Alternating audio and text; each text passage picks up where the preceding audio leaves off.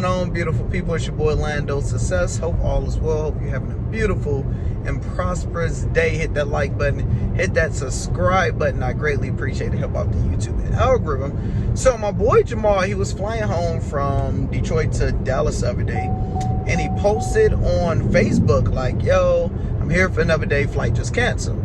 So then the next day, he's still in Detroit. So he just posted basically saying after 4 canceled flights, finally leaving. And I'm like, dang. Now there's multiple articles. I probably have 5 articles that I sent to myself that I was going to do a video breaking down why are these flights are canceled, what's going on in the airline industry. But I don't have to do all of those articles because I was a flight attendant for 5 years. So I know exactly what's going on. So we don't even have to go through all of that, right? So this is the deal, right? Being a flight attendant, knowing tons of pilots. When I first got into the airline industry, they wasn't hiring as many people. So for example, I literally will be working with a first officer that's been at our company 8 years. Didn't even make it to captain. So it's like, yes, they wanted pilots, but they didn't necessarily need them. Then everything changed about 6 years later, where I started working with pilots that literally only been with the company 6 months. It's like, oh, hell, you brand new? I've been spoiled, because the turnover rate completely in the competition went to that next level.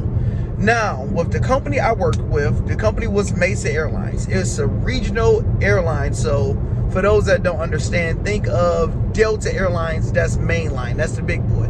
American Airline, mainline, big boy. But Mesa can fly for American Airlines, smaller planes. SkyWest can fly for Delta, smaller planes. Feel like my camera's crooked, so I'm a little gangster lean, but y'all will be all right. Don't quote me for it, but with Mesa, I believe a brand new first officer would start at, we would say $40,000, probably lower than that, probably $36,000, right? Now, the process of becoming a pilot is going to average about $60,000 to $100,000, depending on what qualifications you need. But we're just going to round it up and say $100,000. So it costs you $100 grand. Turn right onto US 20. It costs you $100 grand to basically become a pilot. So I get my GPS in, but y'all will be all right. And you spend $100 grand to become a pilot. You start with this company making $36,000, and you like, oh man, you know, it's not making sense. But once you get over to the left seat and become captain, you're paid double. So you would go from that 36 to 75 real quick. And what most people know or think about pilots, they think of the UPS pilot making $280,000 a year. Think of a Delta pilot making over 200. They think all of that, but the average pilot is not making that unless they've been with the company for a long time. And before I left the airlines, what they started to do was pay pilots an incentive bonus. Basically, if you got hired with Mesa, if anybody interested, let me know. Got a plug for you. Anybody get hired with Mesa, make it through training, we'll give you a $10,000 graduation bonus, right? Because they invest a lot of money into these pilots, so they don't want you to go here and leave and go somewhere else. So that $10,000 bonus is good. With inflation going up, all the craziness, air traffic control, and we have minimum rest time. We have a minimum working time. So for example, I can't remember, but let's say pilots are at a 10-hour max working window. That's even number, right? So you start at 8 a.m. You got 8, 9, 10, 11, 12, 1, 2, 3, 4, 5, 6. You have to be finished by 6 p.m. Literally, you started at 8, meaning that's the time we need you to be downstairs, get ready for this van to go to the airport, right? And you better be finished at 6. Say the first flight is delayed an hour. All right, cool, boom, it's only delayed 1 hour. We're gonna make it up. We're gonna make 30 minutes up in the air. Cool, we on it. Your connecting flight, next one. So say you got 4 flights in. Once things get crazy, get delayed due to air traffic control, due to maintenance, whatever it is, we are looking at our last flight like, look, we won't land in Chicago until 7:30. Pilots looking like, yeah, this ain't gonna work out. Flight attendants looking, this ain't gonna work out. He's going to time out, or she's going to time out. So now the company have to put everything in order and know that they're timing out.